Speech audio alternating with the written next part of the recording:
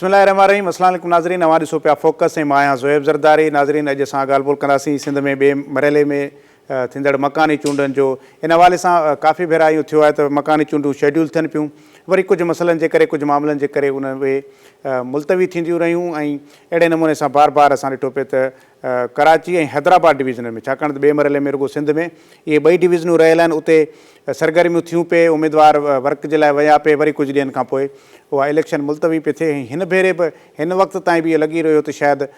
मुश्किल सां इहा थींदी इलेक्शन, छाकाणि त कुझु सियासी जमायतूं जेके जिन जो कराची सां तालुक़ु उहे चाहिनि पियूं त इहा इलेक्शन मुलतवी थिए, कुझु को जेके तकबंदियूं आहिनि उहे ॿीहर थियनि। त इन हवाले सां जेको सुप्रीम कोर्ट में या इलेक्शन कमीशन में शयूं वाज़े थी वियूं त हीअ जेका ॿिए मरहले जी मकानी चूंड आहे इहा हर हाल में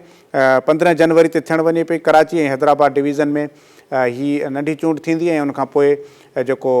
टियों मरहलो हूंदो मकानी चूंडुनि जो, जंहिंमें पोइ चेयरमैन, वाइस चेयरमैन ऐं चूंडबा ऐं ॿियूं जेके काउंसल्स उहे ठहंदियूं। त इन हवाले सां हिकु त इहा डेवलपमेंट आहे त हाणे तक़रीबन 100% इहो यकीन थी वियो आहे ऐं ॻाल्हि वाज़े थी वई आहे त 15 जनवरी ते कराची ऐं हैदराबाद डिवीज़न में मकानी चूंडूं थियण पियूं वञनि। ऐं ॿियो त गुज़िरियल ॾींहुं सिंध काबीना मख़सूस सीटूं जेके आहिनि इन मकानी इदारनि जे हवाले सां उन्हनि जी बि मंज़ूरी ॾेई छॾी आहे। ऐं जंहिंखां पोइ मतिलबु हाणे लॻे ईअं पियो त ख़ुदि पीपल्स पार्टी, छाकाणि कुझु ॾींहं पहिरीं जमायत इस्लामी धरणो हुयो त उते सैयद नासिर हुसैन शाह CM हाउस जे साम्हूं ऐलान कयो हुयो त इलेक्शन जेका आहे हिन भेरे थींदी। MQM या कुझु ॿियूं पार्टियूं उन्हनि जी इहा ख़्वाहिश या मुतालबो ज़रूरु रहियो त हीअ इलेक्शन जेका आहे पोइ हिते वञणु खपे। उनजा ज़ाहिर आहे हिकिड़ा सियासी मामला आहिनि, पर काफ़ी ॾींहंनि खां, काफ़ी वक़्त खां इहो मामिलो जेको आहे सो इल्तवा जो शिकार हुयो ऐं अञा ताईं मकानी इदारा जेके आहिनि से फ़ाल न बणिजी सघिया आहिनि। पहिरें मरहले में सिंध जे ॿियनि डिवीज़ननि में त जून में ई इलेक्शन थी चुकी हुई, पर हाणे तक़रीबन 6 महीननि खां वधीक अरसो थी वियो इन विच गैप में। इन विच में ॿोॾ बाई ॿिया काफ़ी अहिड़ा मसइला थिया, पर हाणे जेको आहे सो इहे इम्कान ख़तमु थी विया, ख़दशा ख़तमु थी विया ऐं मकानी चूंड जो ॿियों मरहलो 15 जनवरी ते थियणु पियो वञे। त असां प्रोग्राम जे हिन सेगमेंट में असां कराची जी कुझु ऐं मलीर ज़िले जी वधीक ॻाल्हि बि कंदासीं, छाकाणि त मलीर में इन हवाले सां तमामु घणियूं असांखे सरगर्मियूं नज़र आयूं पिए। पर हाणे जीअं छाकाणि त मूं ॿुधायो पिए त मुख़्तलिफ़ तारीख़ूं आयूं पिए, वरी मुलतवी पई थिए, त आवाम में बि उहा दिलचस्पी जेका आहे घटि नज़र पई अचे ऐं ख़ुदि उमेदवारनि में बि जेका आहे उहा सरगर्मी जेका आहे नज़र कोन पई अचे। त मलीर जी छा सूरत हाल आहे? हिकु हफ़्तो बचियो आहे चूंड में, मलीर में सरगर्मियूं कीअं आहिनि, इन ते असां ॻाल्हि ॿोल कंदासीं। मुर्तज़ा चांडियो मलीर में रिपोर्टर आहे, धरती TV जो असां सां गॾु टेलीफोन लाइन ते मौजूदु आहे। मुर्तज़ा, ॿुधायो त हाणे अञा ताईं मलीर जे माण्हुनि खे, अवाम खे, उमेदवारनि खे शक आहे या हाणे उन्हनि खे यकीन थी वियो आहे त 15 जनवरी ते मकानी चूंड थियण पई वञे? जी तव्हांखे ॿुधाईंदा हलूं त इलाही दफ़ा जेकी इलेक्शन जेका कैंसिल थी आहे उन जे हवाले सां जेके उमेदवारनि में सरगर्मी हुई या जेकी उन्हनि में जेका तेज़ी हुई उहा बिल्कुलु जेको आहे घटि चुकी। जॾहिं त इलाइक़े में मुख़्तलिफ़ यूनियन कमेटियुनि में जेके पेना फ्लैग्स वग़ैरह लॻल आहे या उन्हनि पंहिंजनि पार्टियुनि जा जेके झंडा लॻल आहे या उन्हनि जा जेके उमेदवारनि जा जेके पेना फ्लैग्स उहे बिल्कुलु जेको आहे उहे ख़तमु थी चुका आहे। पर उन्हनि वरी ॿीहर मुख़्तलिफ़ तारीख़ूं जेको आहे थिए थियूं, पर उनजे बावजूद बि जेको आहे उमेदवारनि खे हींअर ताईं यकीन न आहे त आया जेको आहे इलेक्शन थियणु वञे पई या थींदी या मुलतवी। पर जॾहिं त गुज़िरियल ॾींहं खां वठी जेको आहे इहो हिननि खे यकीन थी वियो आहे त 15 तारीख़ जेको आहे इहो इलेक्शन थियणु वञे पई, जंहिंमें बिलावल भुट्टो ज़रदारी पंहिंजे पाण बयान में ऐं पंहिंजे उमेदवारनि खे बिलावल घुरायो अथई उन्हनि खे ॾियारी त जेकी 15 तारीख़ ते असां इलेक्शन करणु वञूं पिया। जॾहिं त ॿियुनि पार्टियुनि बि जेको, पर हाणे इलेक्शन कमीशन इहो फ़ैसिलो करे छॾियो जंहिंखां पोइ 15 तारीख़ इलेक्शन कई वेंदी। इन खां पोइ जेको हाणे हुन में तेज़ियूं अची वियूं, कानून गॾिजाणियूं थी वियूं ऐं मुख़्तलिफ़ पार्टियूं पंहिंजा जलसा बि करे रही आहे। जीअं त पीपल्स पार्टी जा मुख़्तलिफ़ जलसा रहनि ऐं सुभाणे PTI वारनि जो बि जेको वॾो जलसो आहे UC पिपरी में उनमें जेको मर्कज़ी उहिदेदार अची रहिया आहिनि ऐं उन्हनि जी तयारियूं जारी शारी आहिनि। हींअर जेको आहे हुननि में तेज़ी अची वई आहे ऐं पंहिंजे वोटरनि ॾे पंहिंजे उमेदवार जेके वोटरनि ॾांहुं वञी रहिया आहिनि ऐं कारनर गॾिजाणी करे रहिया आहिनि ऐं उहो जेको आहे उन्हनि खे यकीन थी वियो आहे त हाणे इलेक्शन थियणु वञे पई ऐं असां हू पंहिंजो इलेक्शन में भरपूर जेको आहे हिसो वठण में जेके पंहिंजा वोटर आहिनि उन्हनि खे जेको तयारियूं करे रहिया आहिनि। जॾहिं तव्हां ॿुधाईंदा हूंदा त गुज़िरियल जॾहिं इलेक्शन थियो त उन में जेको आहे वोटिंग अंग जेको उहो बिल्कुलु जेको आहे घटि हुयो। हाणे जेको ताज़ो जेको आहे इहे इलेक्शन जेके गुज़रियूं जंहिंमें MNA जी इलेक्शन उनमें हवाले सां जेको वोटरनि जो अंग उहो बिल्कुलु घटि हुयो। पर हींअर बि उन्हनि जी कोशिशि इहा अथव जीअं घटि में वधि मां वधि वोटर कटे सघूं ऐं वोट पंहिंजा जेको आहे सो उनमें जेको ॾियारे सघूं त जंहिंमें असां जेको आहे जी जीत नसीब थिए। जॾहिं तव्हां ॿुधाईंदुमि त मलीर जेको आहे उन 3 टाउन कमेटी में विरायो वियो आहे, जंहिंमें जेको आहे पाण मलीर टाउन आहे ऐं ॿियो इब्राहिम हैदरी टाउन आहे, ॿियो जेको आहे गदाब टाउन आहे, उनमें जेको आहे 3 टाउन ते जेको विराया आहिनि ऐं मुख़्तलिफ़ यूनियन कमेटी 132 जेको यूनियन कमेटियूं आहिनि उनमें जेको मुख़्तलिफ़ उमेदवार जेके आहिनि उहे जेको इलेक्शन विड़ी रहिया आहिनि। जिन त तव्हांखे ॿुधाईंदुमि गदाब में बि जेको आहे टाउन में पीपल्स पार्टी जेको सदर आहे सलमान अब्दुल्ला मुराद उहो पाण उमेदवार आहे। अहिड़ी रीति मुख़्तलिफ़ पार्टियुनि जा जेके अॻुवान आहिनि उहे पाण उमेदवार आहिनि। इब्राहिम हैदरी में जेको आहे जामोट जेकी फैमिली आहे उहे पाण उमेदवार आहिनि। अहिड़ी रीति जी हिते जोखिया जी फैमिली आहे उनमें जेको आहे जेका पाण जेके आहिनि सरदार करण सां जाम उहे पाण उमेदवार आहिनि। वाइस चेयरमैन जा जीअं इलेक्शन विड़ी रहिया आहिनि ऐं उन्हनि जी तयारियूं हाणे जारी आहिनि ऐं कुझु ॾींहंनि खां तेज़ी वधी वई आहे ऐं उन्हनि जो जेको आहे जेके मुख़्तलिफ़ पार्टियूं आहिनि जंहिंमें वरी पीपल्स पार्टी, PTI, नून लीग ऐं मुख़्तलिफ़ ॿियूं जेको सियासी पार्टियूं आहिनि उहो हिसो वठी रहियूं आहिनि। जंहिं त आज़ादु उमेदवार पिणु जेको हिसो वठी रहिया आहिनि ऐं ॾिसूं था त जेको आहे 15 तारीख़। अच्छा, इहो मुर्ताब खे इहो ॿुधायो त उते पोलिंगनि जी छा सूरत हाल आहे? हिकु त ओचितो छाकाणि त जेको इलेक्शन थियण पई वञे त हिकु त स्कूल बि उते हली विया आहिनि, स्कूल में ॿार पढ़नि था पिया त अञा उते का बि इंतिज़ामु कोन्हे। ज़ाहिर पोलिंग स्कीम हाणे ईंदी, वरी सामान पहुचंदो, त छा इहो तइलीम जो सिस्टम को मुतासिर थींदो या सिर्फ़ु उन ॾींहं ते ई रुॻो आचर जे ॾींहं ते इलेक्शन आहे तंहिं करे उहो ई ॾींहुं हूंदो? छाकाणि त 1-2 ॾींहं अॻु में मुंहिंजे ख़्याल में इहे विज़िट बि थींदा स्कूल। त हिकु त इहो ॿुधायो त पोलिंगनि जे हवाले सां इलेक्शन कमीशन जी केतिरी तयारी आहे ऐं ॿियो त मलीर ज़िले में हसास या इंतिहाई हसास अहिड़े क़िस्म जी का बि सूरत हाल पोलिंगनि जी आहे या तक़रीबन उते सूरत हाल जेका आहे नॉर्मल आहे? जी ज़िबा असल में जेके स्कूल्स आहिनि खुलियल आहिनि। लेकिन ज़ाहिर आहे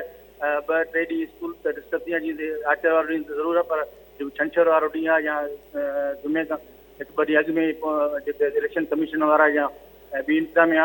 सिक्योरिटी हवाले सां राउंड लॻाईंदी ऐं गॾु कंदी त जेको आहे ज़ाहिर उन में ॿारनि जो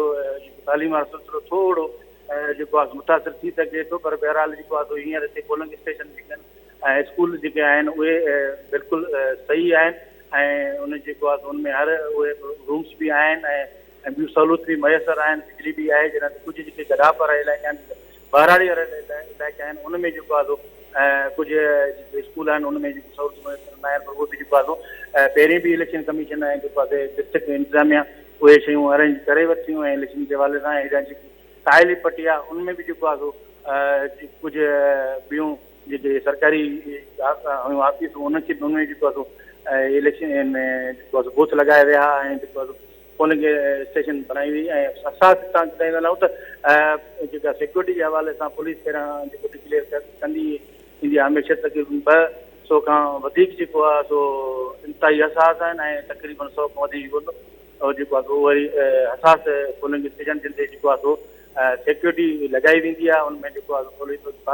500 खां वधीक जेको आहे सो उते पुलिस एहलकार मुक़ररु कराया आहिनि। जॾहिं त उनमें 4 खां वधीक SP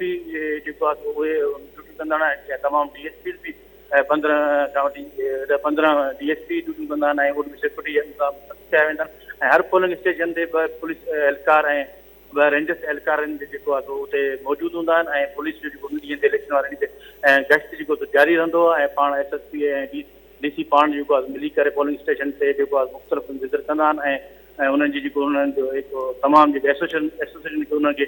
इहे अहकाम जारी हूंदा आहिनि त उहे पंहिंजे इलाइक़नि में जेको आहे उन्हनि खे गश्त खे वधाइनि ऐं कंहिं बि अणवंट वाक़े खे मोहन ॾियण जे लाइ हू पंहिंजा इंतज़ाम। अच्छा मुर्ताब मूंखे इहो ॿुधायो त हिकिड़ी ॻाल्हि त छाकाणि त बार बार मुलतवी थियण जे करे इलेक्शन हिकु त अवाम खे त ख़ैर अवाम में त हुई बि एतिरी दिलचस्पी कोन हुई इन सॼी सूरत हाल में, पर ऐं ख़ुदि मतिलबु जेके उमेदवार हुया उहे बि गैर सरगर्म नज़र आया इन सॼे माहौल में। त हाणे बाक़ी हिकु हफ़्तो बचियो आहे ऐं जेको जो जेका चूंड मुहिम हूंदी आहे वर्क जे लाइ त 5 ॾींहं हाणे वञी बचिया आहिनि। त तव्हां सम्झो था त मलीर जा जेके उमेदवार आहिनि भली कहिड़ी पार्टी सां हुनजो तालुक़ु हुजे, अवाम खे पोलिंग स्टेशन ते हिन 5 ॾींहंनि में आणण में कामयाबु थी वेंदा? न ज़ोएबा असल में असांजी इहा आहे त जेको वोटर जो अंग आहे उहो रेशो आहे उहो 10 खां 15% रहंदो। इहो ई अंदाज़ो आहे छो त पोइ नंढनि इलेक्शन में जेके आहे उनमें पाण ॾिठो थिए त जेको वोटरनि जो अंग बि बिल्कुलु घटि हुयो। तंहिं हींअर बि जेको आहे हींअर जेका आवाम में आहे उहा संजीदगी न आहे वोट कास्टिंग करण जे लाइ घरां निकिरनि कोन था ऐं जेके मुख़्तलिफ़ पार्टियुनि सां जेके तालुक़ रखंदा आहिनि उन्हनि जा कारकुन उहे त घरां निकिरंदा पर आम वोटर जेको घरां नथो निकिरे। ख़ासि तौर जेको आहे औरत वोटर जेको आहे बिल्कुलु घटि निकिरे थी ऐं जॾहिं त जेको आहे मर्द वोटर बि जेको आहे घटि घणा निकिरनि था ऐं वोटनि जी कास्टिंग बिल्कुलु घटि मिलंदी। पर हींअर 3 दफ़ा जेको आहे सो ही मुलतवी थिया त उन हवाले सां जेका अवाम में दिलचस्पी या जेके उमेदवार आहिनि उन्हनि में दिलचस्पी जेको आहे सो घटि थी वई। पर हाणे जेको थी वञे जॾहिं उनखे यकीन थी वियो आहे त हाणे इलेक्शन जी थियणु वञे पई त हू डेली जेको आहे सो कार्नर गजाणियूं ऐं माण्हुनि जे दरवाज़नि ते वञनि था ऐं जेको आहे सो उन्हनि खां वोट कोन कंदा आहिनि। उन्हनि खे इहो उन्हनि खे रिक्वेस्ट कनि था त हू तव्हां ख़ुदा वोट कास्टिंग कराए वोट अदा कयो भले उन्हनि जे हवाले सां ऐं जंहिंखे बि ॾियो पर वोट जेको आहे सो ॾियण जो अमानत आहे उहो तव्हां पंहिंजो ठीकु आहे। जंहिंखे तव्हां बहितर सम्झो जेको आहे उनखे वोट ॾियो। पर उनजे बावजूदि वरी बि पंहिंजी ॻाल्हि खे दोहिराईंदा त चवंदा असां ईंदासीं ऐं जेको आहे सो नंढा वॾा मसइला जेके आहिनि बुनियादी तमाम जा जेके उहे बल्दियात जे हिसाब सां हल थी सघंदा जंहिंमें पाणी आहे सेवेज जा रोड आहे रस्तो आहे ऐं उहे जेको आहे सो सिर्फ़ु असीं हल करे सघूं था। ऐं तव्हां ॿुधाईंदा रहूं त पीपल्स पार्टी जी दावा आहे त मलीर डिस्ट्रिक्ट पहिरियां जेको आहे जेके 5 MP आहिनि उहे पीपल्स पार्टी कढनि ऐं 3 MP जेके सीटूं आहिनि उहे पीपल्स पार्टी कढनि त ही 3 जेके नवां टाउन आहिनि जंहिंमें मलीर टाउन आहे गडाफ टाउन आहे इब्राहिम हैदरी टाउन आहे इहो बि जेको आहे सो उन्हनि जो चवणु आहे दावा आहे त इहो पीपल्स पार्टी जा ई जेको आहे उमेदवार कटे ऐं उन्हनि टाउननि ते जेको चेयरमैन या वाइस चेयरमैन उहे रहंदा ऐं उहे टाउन पीपल्स पार्टी जा हूंदा। ठीकु आहे मुर्ज़ा, वॾी महिरबानी तव्हां असांखे तफ़सील ॾिना। नाज़रीन मरीर मां मुर्ज़ा चांडियो असांखे हाल वाल ॾेई रहियो। इलेक्शन हाणे मथां अची बीठी आहे, बसि कुझु ॾींहं बचिया आहिनि ऐं ॿिए मरहले जी मकानी चूंडनि में कराची हैदराबाद डिवीज़न में हीअ न थींदियूं नेठि चूंडूं थियण पियूं वञनि ऐं इहे हिकिड़ा इम्कान हुया की ख़दशा हुया उहे इलेक्शन कमीशन जे तरफ़ां बि हाणे ख़तमु कया विया आहिनि, सिंध हुकूमत जे तरफ़ां ख़तमु कया विया आहिनि ऐं बाज़ाब्ता तौर ते हाणे इहा पक थी वई आहे त हीअ जेका इलेक्शन आहे उहा 15 जनवरी ते थी रही आहे ऐं इन में जेको आहे पहिरियों मरहलो जॾहिं थी वेंदो त जेके बुनियादी हेठी क़िस्म जे जेके काउंसलर्स लेवल जूं जेके चूंडूं हूंदियूं आहिनि उहे मुकमल थी वेंदियूं 15 खां पोइ ऐं उनखां पोइ वरी ॿियो मरहलो जेको चेयरमैन ऐं वाइस चेयरमैन जी चूंड जो जेको सॼो हूंदो उहो मथी लेवल जा जेके आहिनि उहे साम्हूं ईंदियूं। बहरहाल मामिलो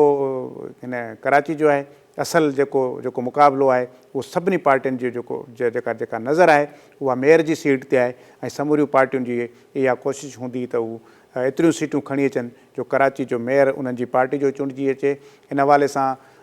MQM जा जेके धड़ा आहिनि उहे बि गॾिजण जी कोशिशि करे रहिया आहिनि। पर हाणे छाकाणि त उहा इलेक्शन मुलतवी कोन पई थिए तंहिंजे करे जंहिंजा जेके उमेदवार बीहारियल आहिनि उन्हनि जा चूंड निशान त उते मौजूदु हूंदा, तंहिंजे करे हिन वक़्तु को इतिहाद बेड़ो को कोन ठही सघे थो। बहरहाल का पंहिंजे पाण में का सीट एडजस्टमेंट के पार्टियूं के धुरियूं पाण में करे वठनि त ठीकु आहे। पर बाक़ी हिन सॼी सूरत हाल में जेको आहे सो कराची जे अंदरि असांखे दिलचस्प मुक़ाबिला ज़रूरु नज़र ईंदा ऐं थी सघे थो की अपसेट नतीजा बि असांजे साम्हूं अचनि ऐं कुझु जाइनि ते या कुझु इलाइक़नि मां हैरान कंदड़ नतीजा बि अची सघनि था इन सॼी सूरत हाल में, छाकाणि त समूरियूं पार्टियूं जेके आहिनि उहे न चोटी जो ज़ोर लॻाए रहियूं आहिनि। बहरहाल इन ते ई